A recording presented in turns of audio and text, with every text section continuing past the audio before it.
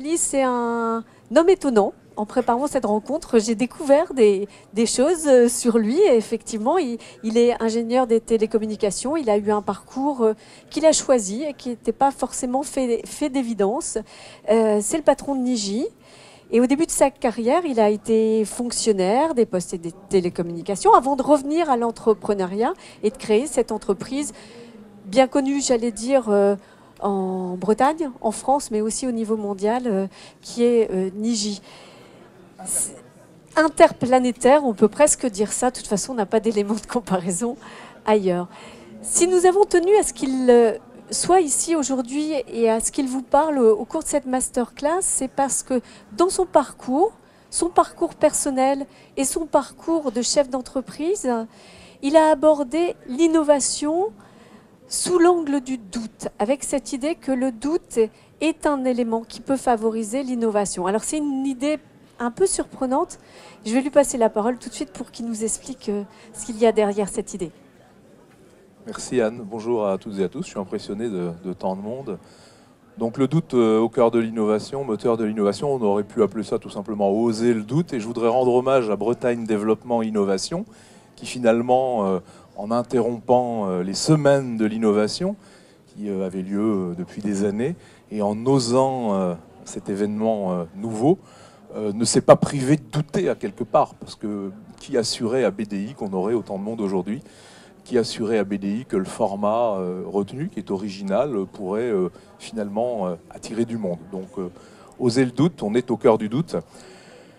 Je voudrais commencer par deux exemples de l'actualité contemporaine qui montrent que des puissances de certitude peuvent, à un moment ou à un autre, douter. Vous avez sans doute lu dans la presse que le président Obama a déclaré la semaine dernière que finalement, il doutait de la fiabilité de ses services de renseignement et qu'il doutait que finalement, il y a un an, au moment de décider que faire en Syrie, il ait eu entre les mains les bonnes informations pour prendre sa décision. Et le doute, d'ailleurs, l'avait certainement conduit à aller devant le Parlement, qui le lui a interdit. Donc on voit que des puissances de certitude, des fonctions, je ne parle pas de l'homme, je ne le connais pas, je n'ai pas de jugement à porter sur l'homme, mais il incarne une fonction qui incarne la certitude, une fonction qui incarne la maîtrise du monde, peut, à un moment ou à un autre, nous faire partager très largement qu'elle a douté. Innovation. Autre exemple, plus franco-français, on a lu dans la presse la semaine dernière que l'école polytechnique, au cœur des armées, l'IX, qui forme les gens qui savent, qui forment la certitude de ce pays, doutait du fait qu'elle puisse avoir encore une stratégie. L'école qui fabrique toutes les certitudes de la République doute du fait qu'elle ait encore une stratégie, ou que sa stratégie soit encore adaptée aux évolutions du marché. Autre exemple qui montre que puissance de certitude ose le doute. Alors, j'ai un conducteur parce que Anne est extrêmement sérieuse et on s'est vraiment bien préparés tous les deux. Historiquement, le doute, c'est une faiblesse. Le doute, c'est un point faible. Le doute, c'est un défaut. D'ailleurs, on a développé tout un tas d'expressions dans la langue française pour montrer qu'on en est à loin. Sans nul doute, sans aucun doute. Il ne doute pas de lui, il ne doute pas de soi. On passe finalement notre temps dans la langue française à se protéger du fait que notre environnement puisse penser qu'on soit en train de douter. Donc douter est un défaut, douter n'est pas une qualité, douter c'est presque grave. Regardez les cabinets de recrutement de cadres dirigeants.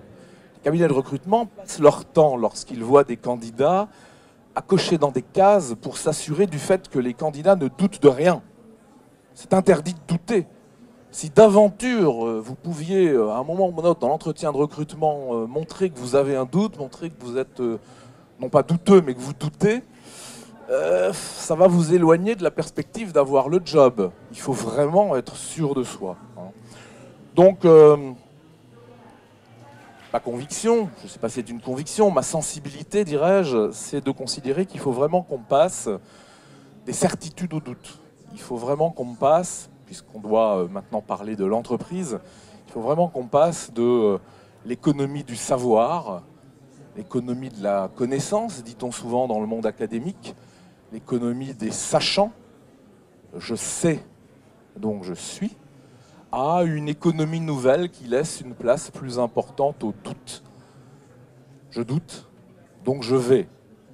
Ah, il y a deux grandes différences. Je sais, je suis pavé de certitude, je doute, plein de questions, et surtout, je suis, position statique, tel le coq sur son tas de fumier, versus je vais. Je suis en mouvement, et l'entreprise doit être en mouvement. Rupture idéologique. Rupture idéologique dans une métropole comme la nôtre, où on sait que le monde académique est extrêmement présent et particulièrement vénéré. Et c'est normal, il apporte énormément de choses. Mais je sais qu'il est présent dans cette salle. Je l'invite à réfléchir volontiers à mon propos. Innover. Innover, serait-ce le doute? Innover, à Rennes, c'est la technologie. Innover, en France, c'est les brevets. J'ai déposé des brevets technologiques et donc j'ai innové. Ils resteront peut-être dans un tiroir 30 ans, sans servir à quoi que ce soit, mais ils auront été le fait d'une grande innovation. Non, je pense que l'innovation, de moins en moins, n'est que technologie. L'innovation, de plus en plus, elle est dans les modèles économiques, dans les modèles d'affaires nouveaux, qui président au développement de nos entreprises. Elle est de plus en plus dans les usages.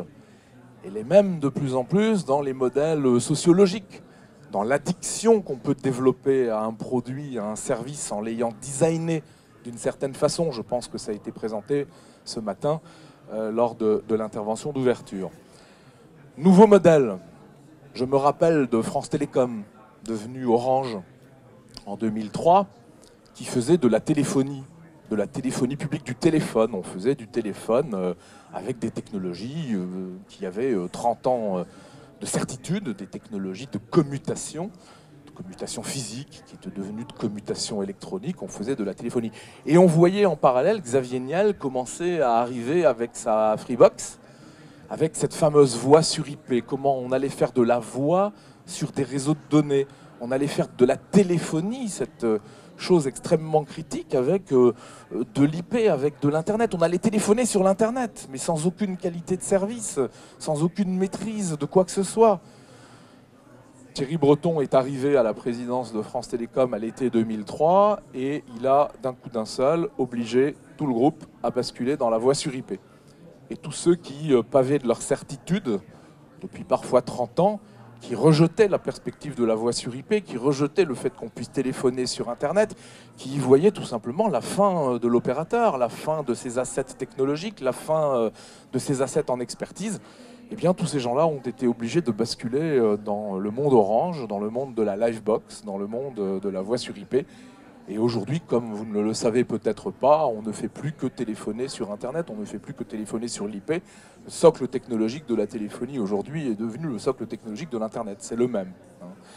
Donc, changement de modèle, regardez Blablacar, regardez le développement fulgurant du covoiturage. Qui eût cru il y a 10 ans qu'on pourrait s'échanger comme ça nos appartements ou nos chambres dans nos maisons avec Airbnb. 13 000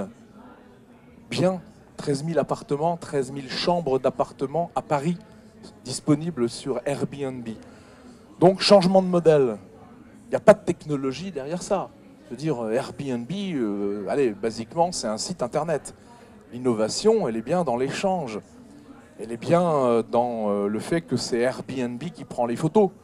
Qui prend les photos des appartements, qui prend les photos des chambres, qui est propriétaire de ces photos et qui donc est propriétaire de cet asset formidable que représente une bibliothèque de photographie de qualité qui constitue la barrière à l'entrée pour tout à chacun qui voudrait imiter, qui voudrait comparer, qui voudrait concurrencer. Donc innovation dans les modèles. Free et la téléphonie mobile.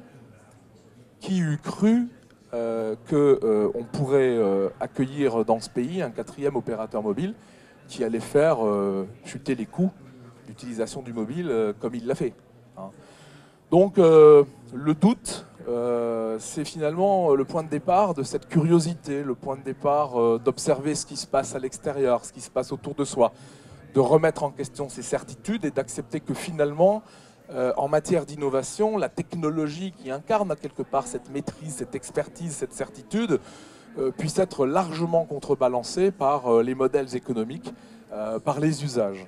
Donc ça, c'est quelque chose qu'on a, je pense, beaucoup de mal à comprendre dans le pays, beaucoup de mal à comprendre ici en Bretagne. Et je réfléchis effectivement, comme disait Anne, et j'agis pas mal autour de ça. La vérité, elle est dans la rue. Beaucoup d'innovations, quand on les tourne vers les nouveaux modèles économiques, quand on les tourne vers les nouveaux usages, sont portées par le numérique. On le sait bien ici à Rennes, on parle beaucoup du numérique. Le numérique, il est dans la rue. Le numérique, il est aux mains des consommateurs. Le numérique, il n'est plus entre les mains de l'entreprise. Ça n'est plus l'entreprise qui décide du tempo auquel se développe le numérique. Ce n'est plus l'entreprise qui maîtrise finalement les processus par lesquels le numérique va l'irriguer. Le numérique, il est dans la rue, il est dans les mains du plus grand nombre d'entre nous, dans nos diversités générationnelles, d'origine ethnique, de sexe, de confession, de catégories socio-professionnelles.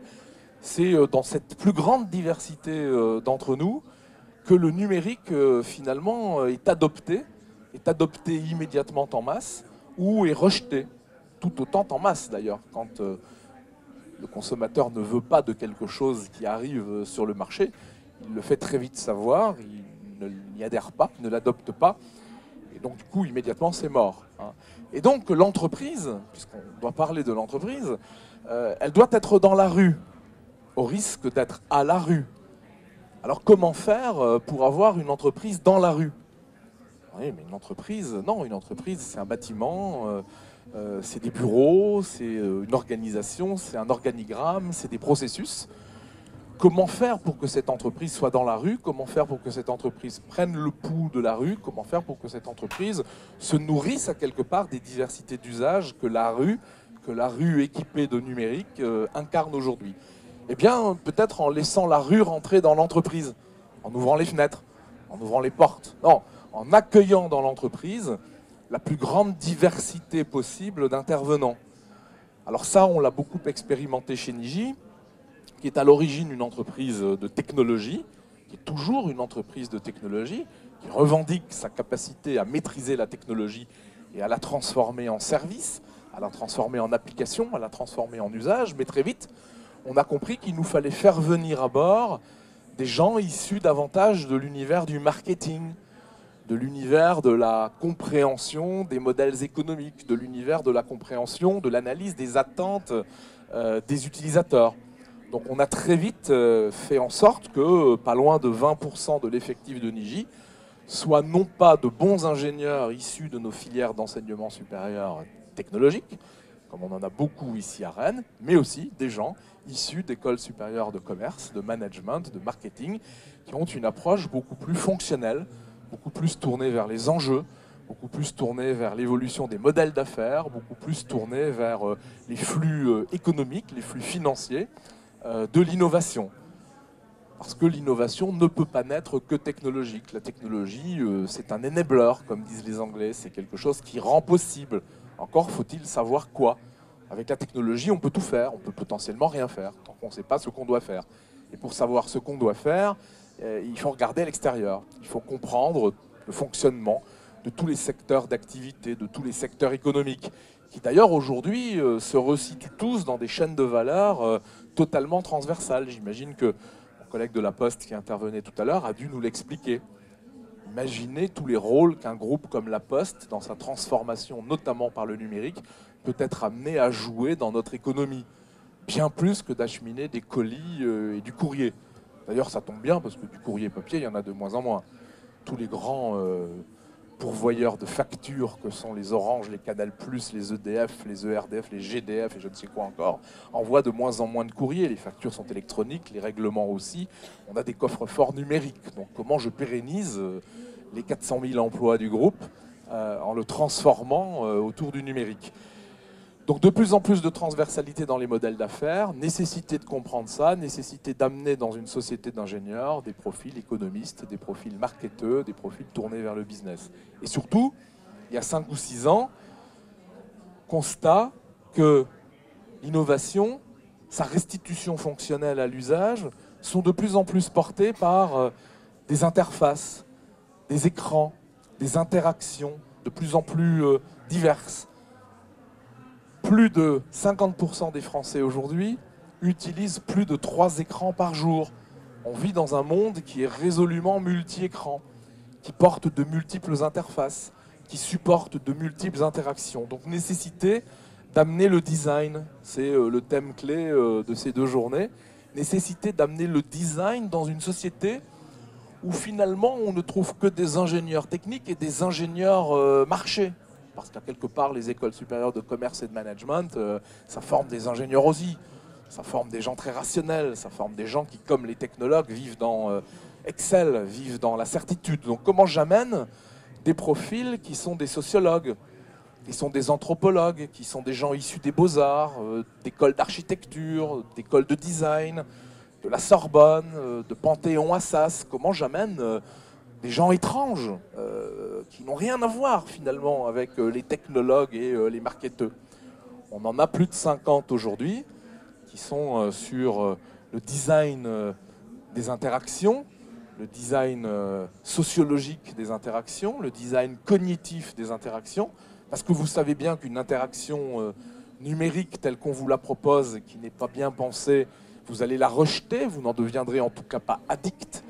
Et les modèles d'addiction sont de nouveaux modèles de développement de services aujourd'hui, vous le savez bien, on en est tous victimes. Donc vraiment le design cognitif qui rejoint l'anthropologie est quelque chose de clé. Le design ergonomique qui travaille l'interface et qui la rend utilisable, efficace, rationnelle. Et le design artistique, le design visuel qui travaille l'écran. Donc comment amener des designers, des UX designers, certains se reconnaîtront je pense dans cette salle, dans une société où tout n'est finalement que rationnel. Voilà, donc nous l'avons fait. Nous avons douté du fait que bien armés comme nous l'étions, armés d'ingénieurs, armés de marketeurs, donc ayant bien réussi cette convergence entre la marketologie et la technologie, entre le pourquoi, le quoi et le comment, on a douté qu'on puisse aller plus loin. On a douté que malgré cette maîtrise, malgré cette expertise, malgré ces certitudes qu'on s'était donné la peine d'acquérir, on soit armé pour affronter le changement, pour affronter le monde numérique qui évolue, comme on le sait, à une vitesse beaucoup plus importante. Et on s'est dit, la clé de voûte sera sans doute le design. C'est clé. Il y a trop d'écrans, il y a trop d'interfaces, il y a trop d'interactions. Donc on va travailler le design. Et le design est aujourd'hui le métier clé à la charnière entre le conseil, qui est plus tourné vers les modèles économiques, vers les offres de produits et services des entreprises, et la technologie, complètement ancrée dans le fait de donner vie aux idées qu'on peut être amené à travailler en amont. Le design est vraiment la clé de voûte entre les deux. Voilà. Donc, le doute, moteur de l'innovation, sans cesse se dire que finalement, ce qu'on sait peut-être ne vaut plus rien, parce que le marché va très très vite, parce que l'évolution de l'économie est entre les mains du consommateur, que le consommateur, c'est de l'humain. Il n'y a rien de plus imprévisible, rien de plus divers, rien de plus hétéroclite que l'humain. Et que c'est finalement ça qu'il faut essayer de suivre, essayer de comprendre, et que du coup ces sciences, entre guillemets, ou ces disciplines, elles s'appellent plus sociologie, elles s'appellent plus anthropologie.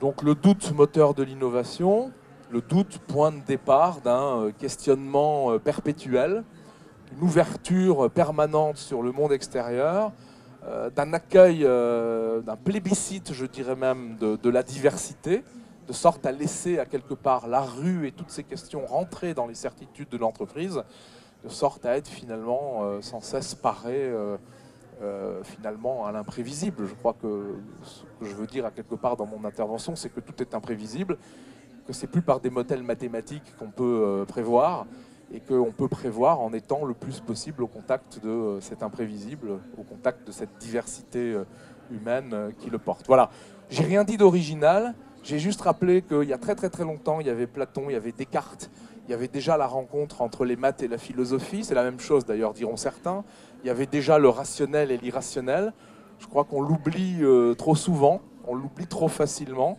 Et donc il faut un petit peu réactualiser ça. Je pense que le développement de l'entreprise, il est beaucoup autour du rationnel, autour de l'irrationnel.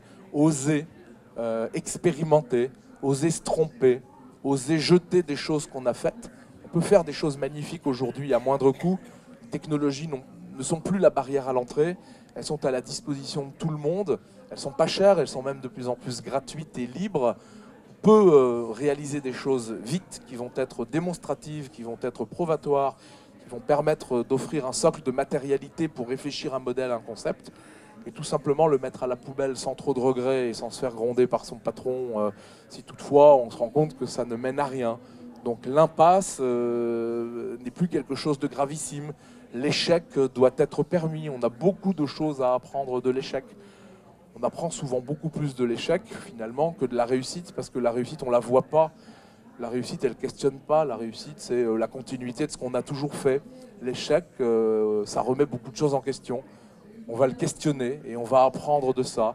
Hein, donc c'est ce qu'on appelle aussi parfois l'open innovation.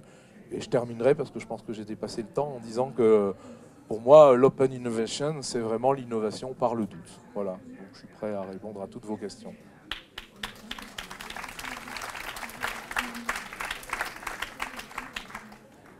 Merci beaucoup, Mélie.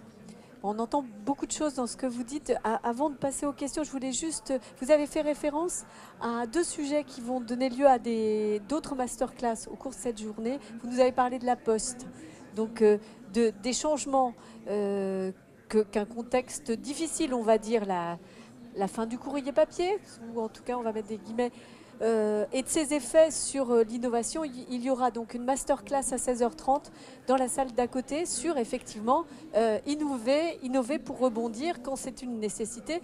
Et sur l'expérience utilisateur à 14h30, Urban fera aussi une masterclass sur cette approche-là.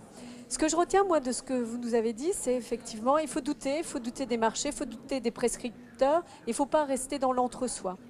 Maintenant, ces grands principes, j'imagine que sur leur application, la façon dont on les met en place, ça va susciter beaucoup de questions chez vous dans la salle. Donc, n'hésitez pas. Monsieur, je vais venir jusqu'à vous. Bonjour, Philippe Cusson, je suis consultant formateur en créativité. Passionnant, je vous rejoins tout à fait. Enfin, et puis, je suis toujours preneur et j'adore ça. Juste une question. Il est clair que le doute permet de bouger, alors que les certitudes conduisent à l'immobilisme. Mais ce n'est pas donné à tout le monde de bouger quand on doute. Parfois, le doute peut bloquer. D'accord ? Il y a un terme que j'aime bien qui est la tolérance à l'ambiguïté. Voilà, certitude, tolérance à l'incertitude, tolérance à l'ambiguïté. Est-ce que vous avez ça en vous ? Et de quelle manière est-ce que vous arrivez à gérer les blocages sur le doute que peuvent avoir éventuellement vos collaborateurs ? C'est bon. C'est vrai que ça peut être difficile, ça peut aussi couper les jambes, le doute. Non, mais d'abord, en affirmant dans l'entreprise ce que je suis venu vous faire partager aujourd'hui, c'est-à-dire en adoptant une posture qui n'est pas celle des certitudes, qui n'est pas celle du coq assis sur son tas de fumier, mais qui est plus celle d'aller en permanence vers les gens, échanger, leur donner l'occasion d'exprimer finalement leurs propres doutes. Chez Niji, tous les mercredis, il y a ce qu'on appelle une matinale, donc 2 heures de petit déjeuner avec une douzaine de collègues, où on discute de tout, et peut-être de rien. Mais la perspective de discuter de rien n'est pas proscrite, elle n'est pas bannie. Je dirais même qu'au contraire, plus les questions posées par les gens seront inattendues, plus elles me feront réfléchir et plus elles me donneront l'occasion, j'allais dire même parfois, de délirer devant eux. En tout cas, de partager avec eux de saines questions et de partir dans des directions de réflexion multiples qui, à un moment ou à un autre, de toute façon, vont me rapprocher d'un cas client. D'une affaire que je suis en train de traiter, d'une réflexion que j'ai sur une adaptation de l'organisation, d'une lecture que j'ai eue et qui m'avait questionné, dont je m'étais dit qu'il fallait que je l'utilise comme point de départ d'une action et que j'ai oublié parce qu'autre chose est arrivé par là, et finalement l'échange va me rappeler qu'il faut que j'approfondisse ma réflexion. Donc la posture. Hein, c'est pas le chef c'est au contraire le chef. Il est assailli de tellement de doutes parce que le chef c'est la tête quoi, c'est la vigie, c'est le phare. Bah ouais, mais il y a du brouillard quand même dehors, hein, et il y a de la tempête les cycles d'évolution des marchés sont de plus en plus précipités. En fait, on ne sait plus où on est. Donc il faut questionner, il faut observer, il faut synthétiser, il faut essayer, il faut savoir arrêter aussi, jeter, repartir dans une autre direction. Donc si le chef, parce que le patron de l'entreprise, c'est le chef, hein, chef, vous êtes un bon chef, chef. Bon, si le chef montre qu'il doute, et partage son doute et suscite même le fait que d'autres viennent partager leurs doutes avec lui et qu'à la limite, plus il sera alimenté en doute, plus il aura d'informations finalement pour décider et potentiellement agir, parce que c'est quand même à quelque part ce qu'on attend de lui. À un moment ou à un autre, il faut montrer la direction, il faut montrer la voie, il faut entreprendre des actions, mieux ce sera. Donc je pense que c'est beaucoup une question de posture, c'est une question d'encourager les gens à vous avoir fait partager des questions. Là, par exemple, ce matin, j'avais un mail d'un manager commercial chez nous, qui est un garçon vraiment très bien, excellent, et qui me dit, tu sais, voilà, Rodolphe, en l'occurrence, il s'appelle pas Rodolphe. Rodolphe, chez moi, là, je trouve il est plus le guerrier habituel, il a plus l'agnac, je sais pas pourquoi. Et alors j'ai essayé de faire comme ça. Et puis j'ai essayé de faire comme ça. Et puis j'ai essayé comme je faisais chez mon ancien patron. Et puis je sens toujours pas. Alors peut-être que je devrais pas, mais je te fais partager ça. Pourquoi ça marche pas? Tu as une idée? Voilà, le doute. Un manager qui ose montrer qu'il doute. Alors qu'un manager, il a été sélectionné sur ses certitudes. Il fallait que pour 9 cases sur 10, la croix soit du bon côté. Allez, tolérance à une incertitude parmi 9 certitudes. Bah non, moi je pense qu'on doit évoluer dans l'appréciation de la prédisposition à douter. D'ailleurs, je ne veux pas être trop long, mais plus globalement, je questionne souvent l'investissement financier, l'investissement en fonds propres, l'investissement dans les entreprises, l'investissement dans les merger acquisitions, dans les rapprochements d'entreprises, les comités d'investissement, où jamais la question de la prédisposition de l'entreprise à se transformer, à sortir de son modèle, à envisager des modèles nouveaux, et notamment dans l'univers du numérique, qui est quand même celui qui chamboule complètement tous les modèles économiques et toutes les chaînes de valeur, jamais cette question n'est posée. C'est-à-dire qu'on s'assure, ceintures et bretelles, d'une maîtrise totale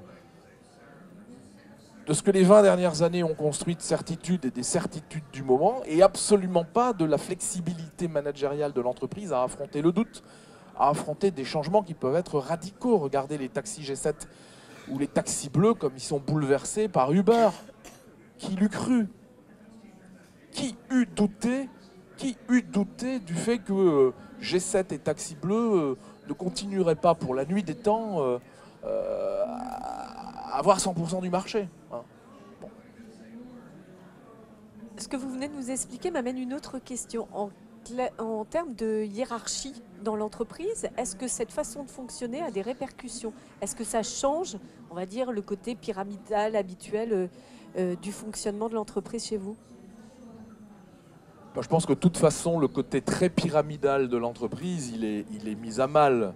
Pourquoi? Parce que les salariés, les employés, les agents, avant d'être ce qu'ils sont dans le contexte de l'entreprise ou de l'administration ou de l'organisme qui les emploie, ce sont des individus. Ce sont des individus qui vivent leur vie et qui vivent une vie, désolé, de plus en plus numérique. Qui développe quoi? Qui développe des usages sociaux, des usages mobiles, des usages personnalisés, des usages participatifs, des usages où je note, des usages où je donne des avis, TripAdvisor.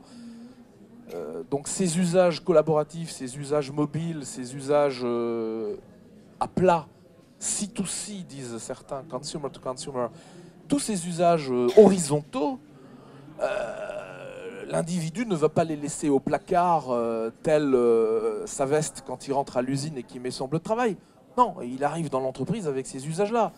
Donc si l'entreprise n'adopte pas un modèle, et d'ailleurs un outillage de ce modèle, ce qui questionne énormément les systèmes d'information et de communication des entreprises aujourd'hui, qui facilite ces usages horizontaux, qui facilite ce travail collaboratif, cette mobilité, cet échange permanent, bah, l'entreprise, pardonnez-moi l'expression, elle a tout faux. Donc la réflexion même quant à l'évolution de l'organisation pyramidale de l'entreprise, elle n'a même pas à être impulsée par le sommet de la pyramide. Elle est ambiante, elle irrigue de fait l'organisation et je dirais à quelque part, le dirigeant, s'il n'en est pas lui-même conscient, n'a plus qu'à en être victime.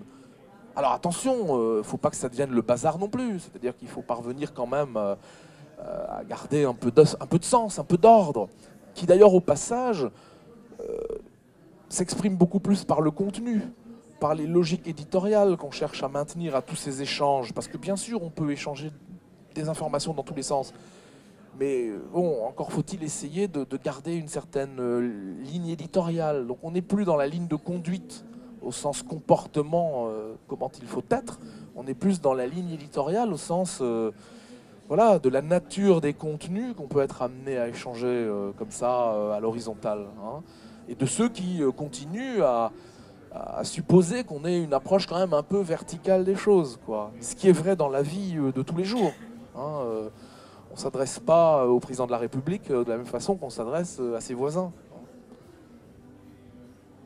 Merci.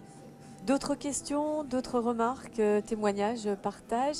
Alors je vais venir jusqu'à vous, madame, et puis je vous ramènerai le micro ensuite.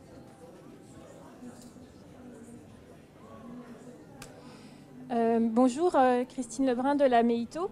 Dans notre domaine de haute technologie, on a beaucoup d'entreprises qui recrutent suivant des standards. J'ai fait Supélec, je suis chef d'entreprise, je recrute à Supélec parce que je connais la formation, je sais la valeur des ingénieurs qui sortent de cette institution. Comment est-ce qu'on fait évoluer cette mentalité qui est, je trouve, un petit peu malheureusement très très répandue dans notre secteur? Comment on fait pour faire exploser cet entre-soi assez naturel et assez courant? C'est une très bonne question. On ne rate pas l'opportunité de faire venir des autodidactes dans son entreprise. Déjà, ça oxygène, c'est-à-dire que voilà, ça permet d'avoir des gens qui regardent les choses un peu différemment, en dehors de tout moule, en dehors de tout stéréotype, en dehors de tout cadre de formation. Et puis après, on joue la carte de la diversité. Hein. C'est un peu ce que j'ai dit tout à l'heure. On essaye de ne pas recruter que des ingénieurs. Donc on essaye d'intégrer cette idée que l'innovation n'est pas que technologique. Hein. Donc comme ça, déjà, on n'est plus dans la seule question de choisir entre un Supélec, un Télécom Bretagne ou un NIFSIC ou un je ne sais pas quoi, qui sont par ailleurs des gens extraordinaires. Hein. J'en ai quelques dizaines dans la maison. Mais on se questionne un peu sur des écoles de commerce, de management, voilà. Et puis après, on va un peu piocher dans la sociologie, dans l'ergonomie, dans les interactions. Enfin, non, mais il faut être conscient de ça. Dans 5 ans, une entreprise qui n'aura pas des designers à bord, elle meurt. Elle meurt. C'est plus possible. Mais dans tous les domaines. Mais dans tous les domaines. Il doit y avoir Freddy Tiburce là, du Centre culinaire contemporain quelque part dans la salle, ou si c'est pas dans la salle, c'est Kim Boud, mais à l'extérieur. Même dans le domaine de l'ingénierie culinaire, on a du design, bien évidemment. Donc le design, c'est pour ça que le sujet de ces 2 jours est formidablement bien choisi. Le design doit arriver dans nos entreprises. Et aujourd'hui, tout le monde clame qu'on manque d'ingénieurs, ce qui à mon avis n'est vraiment pas un problème.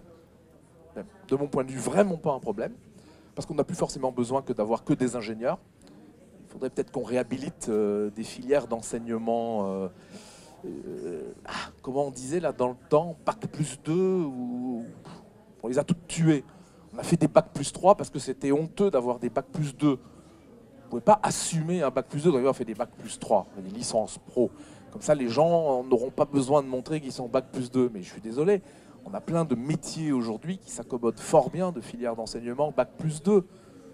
D'ailleurs, une très très grande majorité des dispositifs numériques interactifs que sont des sites web et autres applications mobiles et que sais-je sont développés par des gamins qui sont au lycée.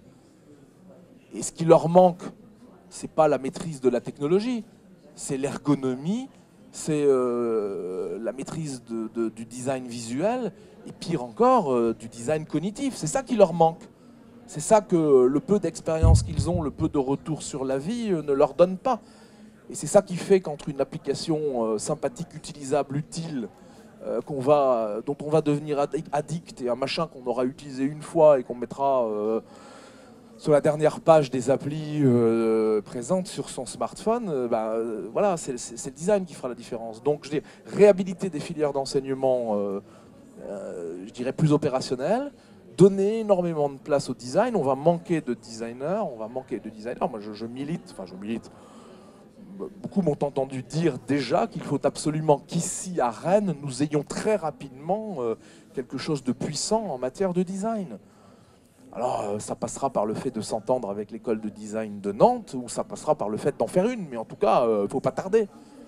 Et puis, il faut en profiter au passage pour renforcer la proximité entre l'école supérieure de commerce et les filières technologiques, sinon on va crever, pardonnez-moi l'expression. Donc, voilà, la consanguinité des écoles, des filières de formation, ça tuera l'entreprise. Enfin, c'est les yeux rouges, si vous voulez, à terme. La diversité. Mais la diversité, nos élus, nos politiques, nos chefs d'université, nos directeurs de recherche, nos patrons de l'enseignement supérieur doivent en créer les conditions. En diversifiant les filières d'enseignement, autant par leur niveau, entre guillemets, post-bac, si tant est que ça va... Je signale au passage que le bac, dans 10 ans, ça ne voudra peut-être plus rien dire, hein, parce que les modes d'enseignement changent énormément. Regardez les MOOCs. À quoi ça sert d'aller user ses fonds de culotte pendant 5 ans sur les bancs d'une école qui maintient un programme pédagogique antédiluvien qui ne correspond plus à rien, alors que finalement, ça fait déjà 10 ans qu'on est sur les MOOCs à apprendre plein de choses. Enfin, regardez simplement Wikipédia. Comment on peut éviter d'être bête en allant sur Wikipédia? Mais imaginez-vous qu'il y a 20 ans, il fallait acheter des bouquins. Il fallait aller en ville, à la FNAC ou je sais pas où. Il fallait avoir de l'argent pour les acheter, ces bouquins. On hésitait à les acheter parce qu'une fois qu'on les avait lus, qu'est-ce qu'on en faisait? Aujourd'hui, tout est sur Internet. Donc l'enseignement, l'éducation nationale et l'enseignement supérieur, qui d'ailleurs, je crois, maintenant sont dans un portefeuille commun, ce qui est plutôt une très bonne chose, ont une révolution à faire. Et il ne faudrait pas que ça ne soit qu'une question d'argent. Il faudrait peut-être même que ce ne soit pas une question de portefeuille ministériel. Il faudrait presque que ça devienne une assemblée constituée qui transgresse le côté éphémère des gouvernements qui ne durent plus que 5 ans maintenant. Pardon. Les mandats présidentiels, les gouvernements peuvent ne même pas durer 1 an, même pas durer 1 mois d'ailleurs dans certains cas. Donc il faudrait qu'on se soucie de l'évolution de notre enseignement de façon permanente et de façon, comment dirais-je, apolitique. Qu'on réunisse finalement la plus belle représentation de la plus grande diversité du pays pour réfléchir à ça. Enfin, je déborde, hein, mais c'est fait pour. On entend bien le message sur l'enseignement. Ceci dit, on ne va pas faire d'angélisme non plus, faire travailler ensemble anthropologues, sociologues, designers, ingénieurs. La réalité, c'est peut-être parfois un tout petit peu compliqué, non ? La réalité, c'est qu'on est content de venir dans des séances de ce type-là parce que c'est un peu un exit par le haut, parce que c'est quand même compliqué à manager tous les jours. Hein. C'est-à-dire que je confirme que voilà, c'est juste pas tout à fait fait du même bois. Voilà, le management de la diversité, c'est compliqué. C'est passionnant. Il faut s'en nourrir, mais c'est compliqué. Tous les jours, c'est compliqué parce que voilà, on peut pas tout mettre dans le même tableur Excel, quoi. Et nos entreprises, au final, elles sont quand même supposées gagner de l'argent. C'est ce qui leur assure une pérennité. Donc, il faut quand même un minimum de processus et de maîtrise. Mais il faut qu'on apprenne à vivre ça. Et je ne veux pas déborder, il y a encore des questions. C'est ça le doute. C'est ça le doute. C'est-à-dire que finalement, on a tous le doute au fond de nous-mêmes. On a tous un gros doute au fond de nous-mêmes. Mais que la société dans laquelle on a vécu jusqu'ici nous a appris à refouler sans cesse. Je redis ce que j'ai dit tout à l'heure. Douter, c'est un défaut, c'est un point faible. Et on a même développé des expressions pour affirmer, quand on ne nous le demande pas, que jamais on doute. Sans nul doute. Ça ne fait pas l'ombre d'un doute. Et on a tous énormément de doutes autour de soi. Et je pense que l'heure est venue de le laisser jaillir pour en prendre conscience, pour prendre conscience de la force de ce doute et le dompter et en faire une énergie positive. Et je puis vous dire que la difficulté du management de cette diversité que vous évoquez, Anne, trouve, je dirais, sa solution dans l'énergie que procure le doute.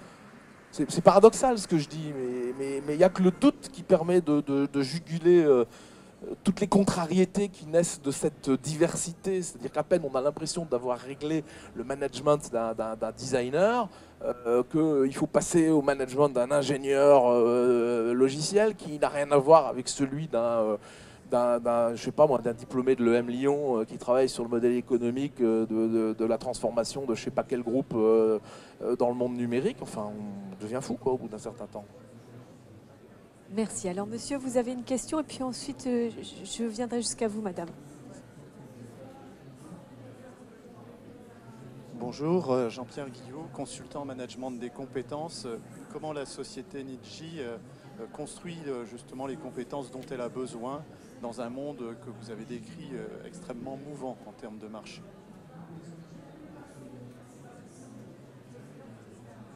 Je ne sais pas si on vous a bien entendu, monsieur. On n'a pas entendu, hein. Si vous voulez la reposer. Oui, ça va là D'accord. Donc Jean-Pierre Guillou, consultant en management des compétences. Je demandais à monsieur Nelly. Je demandais à monsieur Nelly. Là, c'est bon? On m'entend? Oui. Je demandais en fait comment la société Nidji arrivait à construire les compétences dont elle avait besoin dans un contexte de marché très mouvant. D'accord, donc cette construction des identifications des besoins en compétences. Je crois que la clé de la compétence, c'est sa pluridisciplinarité, ce qui va tout à fait à l'encontre des modèles de fabrication de compétences par l'enseignement, où on est dans des moules, dans des verticales, dans des spécialisations, dans des expertises. La force aujourd'hui pour avancer, enfin, les jeunes aujourd'hui qui commencent à bosser, ils en prennent pour 45 ans, quoi. Ils ne le savent peut-être pas encore, mais c'est la réalité. Ils en prennent pour 45 ans. 45 ans à bosser, la clé, c'est la pluridisciplinarité. Je suis désolé. C'est complètement orthogonal au système, mais c'est quand même mon point de vue. Cette pluridisciplinarité, nous, on l'appelait convergence. Hein, le mot-clé de Nidji, à l'origine, c'était la convergence. C'est toujours, d'ailleurs. Donc, tournez une carte visite Nidji, vous avez Your Digital Convergence, la convergence. Et la clé de la fabrication des compétences dont on a besoin, c'est de faire converger ces compétences unitaires qui sont issues de ces verticales. Parce qu'on ne peut pas non plus refaire le monde. On est obligé de prendre ce qu'on nous donne. C'est-à-dire qu'aujourd'hui, on a un système de fabrication de compétences qui est extrêmement verticalisé, extrêmement spécialisé, extrêmement isolé, extrêmement... Enfin, vous trouveriez tous les mots orthogonaux à ce qu'il faut assez facilement. Donc on est obligé de prendre ces expertises, ces verticales, ce qui est la part de risque que l'on prend finalement dans le fait de les manager conjointement, de les agréger, de les faire travailler les unes avec les autres, pour fabriquer avec le temps des compétences convergentes, des compétences pluridisciplinaires. C'est-à-dire que quand vous mettez, je ne veux pas dire que vous mettez une poule et un âne dans un même truc, l'âne finit par devenir un peu poule et la poule devient un peu âne, mais bon, ils finissent au moins par s'entendre et par être capables de s'imiter. Donc, vous voyez, quand vous mettez un ingénieur technologue pointu avec un marketeur complètement tourné vers les modèles économiques, les flux financiers des entreprises, avec un ergonome et avec un anthropologue, ça finit par déteindre un peu et vous finissez par avoir des gens qui ont plusieurs épaisseurs de compétences, un noyau bien évidemment qui est celui que le système éducatif leur a donné à l'origine, et puis surtout la plurisectorialité de la clientèle. Nos entreprises sont tournées vers des clients. On travaille tous pour des clients, quel que soit le domaine dans lequel on est, on travaille pour des clients. Il faut absolument encourager la plurisectorialité de la clientèle. Refuser absolument d'avoir une entreprise qui ne travaille que pour un ou deux types de clients. La vérité aujourd'hui, elle est dans la transversalité Les chaînes de valeur aujourd'hui, elles traversent les verticales économiques, les verticales sectorielles. Les nouveaux modèles par lesquels les entreprises se développent sont complètement horizontaux. Jamais plus un client ne me demande d'attester du fait que je suis l'expert de sa verticale marché. Dit autrement, un banquier s'en fout de mon expertise dans la banque. Ce qui l'intéresse, c'est que je lui amène des retours d'expérience qui sont issus de tous les autres secteurs économiques, connexes ou pas connexes du tout avec celui de la banque, pour lesquels je travaille. Ce qui intéresse le banquier, c'est ce qui se passe dans l'énergie, c'est ce qui se passe dans le transport, c'est ce qui se passe dans les médias, c'est ce qui se passe dans... Voilà, c'est ça. Parce que les chaînes de valeur à l'ère du numérique, désolé d'en parler, mais c'est comme l'oxygène dans l'air, il y en a partout, chaînes de valeur se transversalisent. Et donc les compétences pour adresser ça doivent être le plus plurisectorielles possible. Et c'est pourquoi nos sociétés sont un vrai bonheur pour se préparer à l'avenir et ne pas rentrer à 25 ans en religion avec un groupe dans lequel on fera toute sa carrière et qui n'incarnera toujours qu'une verticale économique ayant énormément de mal à se repositionner dans cette transversalité. C'est pourquoi je suis viscéralement convaincu que nos entreprises, parce qu'elles offrent la possibilité de travailler avec le plus grand nombre possible de secteurs économiques, sont formidables pour faire finalement la formation des gens que l'école n'a pas faite. Parce que l'école ne forme pas à ça, parce qu'elle n'est pas construite pour ça. Et il faudra bien qu'on la construise pour ça. Donc réponse à votre question, diversité, transversalité et plurisectorialité de la clientèle. Ce qui pose d'ailleurs un vrai problème au développement de nos économies territoriales, parce que rares sont nos économies territoriales qui offrent cette plurisectorialité économique. Nos territoires sont construits par l'histoire autour d'un petit nombre de secteurs économiques. Et si on n'en bouge pas, on n'a pas la perspective d'en côtoyer d'autres. Et c'est ça qui est très compliqué dans le développement de nos économies territoriales, c'est qu'on a beau être enraciné, être engagé dans le développement du territoire, il faut pour autant se bouger pour aller au-devant d'autres secteurs économiques qui sont ailleurs. Et avant de parler sans cesse et tout le temps de l'international, qui n'est pas accessible à plein d'entreprises, juste parce qu'il y a des modèles économiques d'entreprises qui ne peuvent pas accéder à l'international. On accède facilement à l'international quand on fait du produit, qu'on peut faire ici, mettre dans une boîte et envoyer de l'autre côté de la Terre, où il sera distribué, installé, maintenu. Mais quand on est dans des métiers de service, dans des métiers beaucoup plus immatériels, l'international ne se conçoit pas du tout de la même façon. C'est le transnational, c'est la multiplication des domesticités dans lesquelles on va être présent. C'est beaucoup plus long. Donc tous les secteurs économiques ne sont pas par nature faciles à internationaliser. Donc il ne faut pas sans cesse nous bassiner avec l'international. Avant de parler de l'international, parlons du multisectoriel, du plurisectoriel. C'est beaucoup plus important. Et ça, il n'y a pas besoin de sauter dans les avions pour chercher du plurisectoriel. Il suffit d'aller dans le territoire d'à côté. Prenez la Bretagne et prenez les Pays de Loire. L'organisation des secteurs économiques, la plurisectorialité de l'économie ne sont pas du tout les mêmes. Et puis, si d'aventure vous n'avez pas envie d'aller à Nantes, ben vous allez à Paris. D'ailleurs, c'est plus rapide bientôt. 1h27, c'est bientôt plus rapide que ce qu'il faut pour aller à Nantes. Donc vous allez à Paris, et là vous arrivez à Montparnasse, et bouffée d'oxygène, tous les secteurs économiques sont là, c'est génial, je vais à leur rencontre, et je fais évoluer ma compétence pour affronter ce monde d'incertitude et de diversité et de transversalité que j'évoquais tout à l'heure. Mais ça, pardonnez-moi, si vous êtes consultant en gestion de compétences, aidez-moi, passez ce message partout dans toutes les entreprises parce qu'il n'y en a pas beaucoup qui comprennent. Message reçu, je crois, monsieur. Je vais vous rejoindre, madame. Vous aviez également une question. Oui, bonjour. En fait, je voulais vous poser une question qui est une extension de la question de la dame précédente et en reprenant surtout le titre de votre intervention, le doute moteur de l'innovation.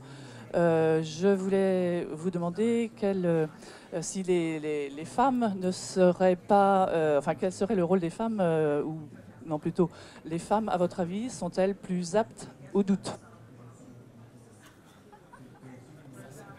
Le doute a-t-il un genre ? Vous avez quelques secondes pour y réfléchir, donc le doute a-t-il un genre ? Non mais, enfin, homme-femme, déjà, ça rejoint la question de diversité. Donc déjà, quand on a des hommes et des femmes, on est dans un axe de diversité. Et on a dit tout à l'heure que c'était déjà mieux pour avancer. Bon, après, on dit que les femmes sont plus intuitives. C'est ce qu'on observe, effectivement. Donc intuitif, ça veut dire quoi? Ça veut dire juguler un peu le doute, enfin, accepter le doute, enfin, arriver à en tirer quelque chose. Hein. L'intuition, manager intuitif, ça plaît pas. Hein. Cabinet de recrutement, trop grosse dose d'intuition, pas possible de devenir chef.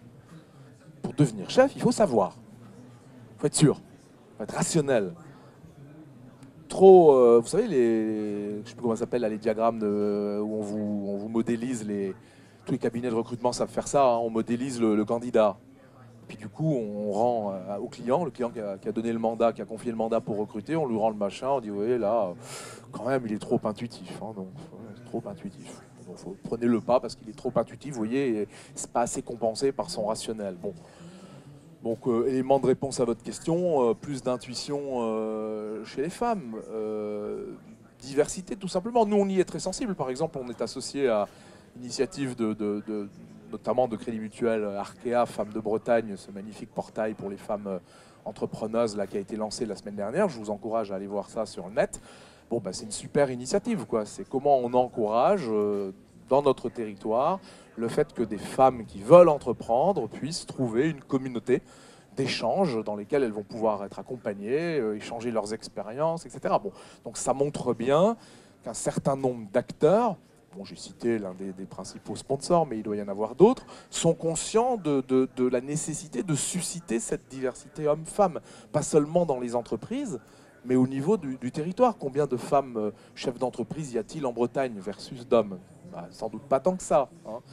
Donc développer l'esprit d'entrepreneuriat auprès des femmes me semble une bonne initiative pour les amener davantage dans le bal, hein, sans jeu de mots. Mais oui, femme intuitive, voilà. Intuition. Moi je pense que l'intuition est une énorme qualité pour trouver sa place dans les chaînes managériales d'aujourd'hui et de demain. Je pense qu'on devrait refaire un peu les modèles, là, les toiles d'araignée. Et dans vos équipes, beaucoup de femmes, hein? Beaucoup de femmes dans nos équipes de design. Et oui, c'est les Beaux-Arts, c'est la Sorbonne, c'est l'école de design, c'est voilà. Très peu de femmes dans nos équipes technologiques. Bah oui, c'est Supélec et d'autres, hein, qui sont d'excellentes filières, hein, qui forment des gens brillants, mais qui sont très masculines. Et puis un bel équilibre favorable aux hommes quand même, mais un bel équilibre dans nos équipes issues d'écoles de commerce, de management, dans nos consultants marketing. Ouais, je pense même moite-moite. Je regarde un collègue qui est là, qui n'est pas une femme, mais moite-moite dans nos équipes conseil marketing, favorable aux femmes dans nos équipes design, et totalement favorable aux hommes, défavorable aux femmes dans nos équipes techniques. Mais ce qui a quelque part justifie que vous posiez la question, parce qu'ici, à Rennes, on a une vision très technologique des choses. Nos filières d'enseignement supérieur sont très technologiques. Et donc, on est dans une population plus masculine. Après, il ne faut pas non plus faut pas non plus sombrer dans la discrimination positive. Hein. Laissons-les venir. Hein. Welcome. Hein. Merci beaucoup, monsieur. Bonjour, Gilles Lambin, Maison de l'Ouest, constructeur de maisons individuelles. Innover, on peut innover pour répondre à une demande, pour s'adapter à une demande, que sais-je encore. On peut innover pour anticiper. Et dans le cadre de l'anticipation, justement, se pose la question de ne pas arriver trop tôt dans l'innovation. Je voulais savoir si vous avez eu le cas, si vous avez eu la question, si vous vous êtes posé la question et auquel cas, comment vous y avez répondu. C'est une très bonne question. Je croyais que vous alliez me poser la question de l'innovation dans les maisons individuelles, et je vous aurais cité ce collègue confrère que vous connaissez certainement qui fait des maisons dans des containers. Encore fallait-il y penser, hein, et on arrive à faire des choses qui architecturellement ne sont pas complètement déconnantes. Bon, le seul problème, c'est que quand on industrialise, on ne peut plus se contenter de récupérer les containers sur les quais à Saint-Malo. Il faut aller les acheter directement là où on les fabrique. là où on les fabrique pour des usages de containers. Donc, là, le modèle économique, ça devient un petit peu plus compliqué, quoi, hein. Bon, mais ça, c'était juste une parenthèse, mais c'est intéressant. Et time to market, est-ce qu'on est prêt aujourd'hui à construire des maisons avec des containers? Pourquoi construirait-on des maisons avec des containers, d'ailleurs? Parce qu'elles seraient à 200 mètres carrés à 80 000 euros pièce plutôt qu'à 110 mètres carrés à 120 000 euros pièce? J'en sais rien, parce elles auraient plus de longévité, parce qu'elles ont... Bon, bref, je ne veux pas me perdre. Votre question. Nous, quand on a créé Niji en 2001, on a dit Niji, ça va être l'acteur de la convergence. L'acteur de la convergence. L'acteur de la convergence des technologies de l'information et de la communication. L'acteur de la convergence de l'informatique, sciences de traitement de l'information, et des télécommunications, techniques de transport de l'information. L'acteur de la convergence des réseaux que vous avez dans vos entreprises, et des applications, celles que vous utilisez sur vos postes de travail. L'acteur de la convergence, je viens, des contenants et des contenus. Des contenants et des contenus. Exactement le sujet d'aujourd'hui. Imaginez que ces trucs-là sont totalement l'illustration de la convergence contenant-contenu. Combien de vidéos, de photos passez-vous votre temps à travailler, à échanger, à consulter là-dessus? Convergence des contenants et des contenus, le 12 septembre 2001, c'est parti. C'est parti quoi? Niji, 8 mai. Celui à qui on passait les menottes au poignet, au même moment, qui s'appelle Jean-Marie Messier. Il avait dit rigoureusement la même chose en 1997. Visionnaire qu'il était de ce que le marché des technologies de l'information et de la communication allait être animé par cette convergence. Jean-Marie Messier, il avait dit tout ça. Il avait dit convergence des réseaux de télécommunications et des applications informatiques. Il avait d'ailleurs fait son marché autour de ça. Il avait créé Vivendi pour faire ça. Il avait créé CGTEL. Il avait repris SFR. Il avait racheté Universal Music. Il avait contenant, contenu, réseau, applications, informatique, télécom. Il l'avait juste vu 4 ans plus tôt. Mais c'était trop tôt. C'était trop tôt. La vision était forte, mais elle n'était pas attendue par le marché. Et même nous, quand on est arrivé, sans bien sûr se revendiquer de cette vision, c'était très maladroit, puisque il était dans ces problèmes-là qu'on a connus à l'époque. Jean-Marie Messier, il a eu quelques soucis quand même. Bon, on n'est pas là pour en parler, mais on ne pouvait pas nous se revendiquer de cette vision. C'était maladroit d'un point de vue marketing. Même si moi, en mon fort intérieur, je savais que ce que j'essayais, à mon humble échelle, modestement, puisqu'on a démarré à 3, ce que j'essayais de faire, c'était jamais rien d'autre que ce que lui avait vu qu'il fallait faire 3 ans plus tôt. Mais beaucoup trop tôt. Et puis, exécution. Tout est dans l'exécution. Il y a la vision. Il y a la vision qu'on a du marché, de la mission qu'on va se donner par rapport à ce marché. Et puis derrière, il y a la stratégie, il y a l'exécution. Strategy is all about execution, disent les Anglais. Et l'exécution, il y a façon de faire et façon de faire. Quand vous avez une exécution progressive qui colle à l'adoption progressive par le marché de ce que vous lui amenez, vous êtes moins menacé d'échouer que quand vous faites une exécution massive, vous allez tout de suite racheter des boîtes, les fusionner, etc. Oui, mais si le marché n'est pas là, il vous reste juste les dettes de les avoir fusionnées et pas de perspective de revenus pour financer votre développement. Donc le time to market, oui, c'est quelque chose de clé. Mais il faut le penser pas seulement dans la qualité de la vision que l'on a et de la mission qu'on se donne, mais voilà, dans le modèle d'exécution derrière. Je ne sais pas si je réponds à votre question, mais ma réponse en tout cas. Merci beaucoup. On arrive quasiment au terme du temps que nous nous étions donné. Je vous propose, si c'est une question très courte et une réponse très courte, et puis ce sera notre dernière intervention de la matinée sur cette masterclass. Bonjour, donc Sarah et Émilie, designer produit et espace étudiante. Donc on voulait juste vous faire la remarque à tous et à toutes, comme quoi en fait les écoles de design, il y en a à Nantes, mais il y en a aussi à Rennes. Voilà, donc on les représente. Et on se demandait en fait si les entreprises étaient réellement prêtes à investir dans le design et à s'investir et à prendre justement à douter. Alors moi, oui, en somme, oui, mais est-ce que c'est vraiment le cas pour tous? On se demandait. Et je réagis juste parce que la semaine dernière, on a eu un intervenant qui est venu nous voir. Donc c'est un monsieur qui travaille dans le monde de la cinétique et du produit et qui a eu un discours qui m'a paru moi légèrement contraire à ce que vous dites. Je ne cherche pas à savoir qui dit vrai, qui dit faux. C'est juste que ce monsieur nous a dit être designer c'est bien, mais pour être designer, être un bon designer, il faut se spécialiser. La pluridisciplinarité c'est une chose, mais il faut savoir se spécialiser aussi. Et juste, nous c'est juste que notre école, c'est la pluridisciplinarité vraiment en majeure partie, quoi. Merci beaucoup.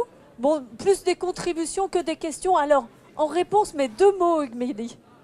2 mots. Au-delà du savoir-faire, importance du faire savoir. Si les dirigeants de votre école ne font pas savoir qu'elle existe et ce qu'elle fait, vous pourrez avoir tout le savoir-faire du monde. Moi, je n'en saurais rien et je n'en ferai rien. Ça, c'est le premier point. Deuxième point, design produit, oui. Toutes les filières de design, pardonnez-moi, viennent de là. Parce qu'effectivement, traditionnellement, c'est le produit qu'on design. Il faut aller vers le design de l'interface. Il faut aller vers le design de l'interaction. Il faut aller vers le design de l'immatériel. Et ça, c'est beaucoup plus compliqué parce que l'immatériel, il est par essence immatériel. C'est-à-dire qu'en fait, on ne le touche pas. On ne touche pas, on n'accompagne pas par le toucher ses formes. Il est immatériel. Et donc, l'enjeu des filières de design qui sont très ancrées dans le produit matériel, c'est d'aller vers l'interface et vers l'immatériel. Et le troisième point, le design, c'est quelque chose qui touche tellement la sociologie, qui touche tellement l'humain.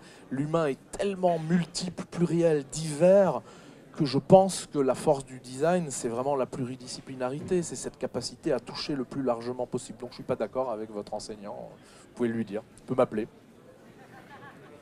Où vous allez pouvoir continuer à dialoguer, parce qu'effectivement, il faut savoir se faire connaître aussi.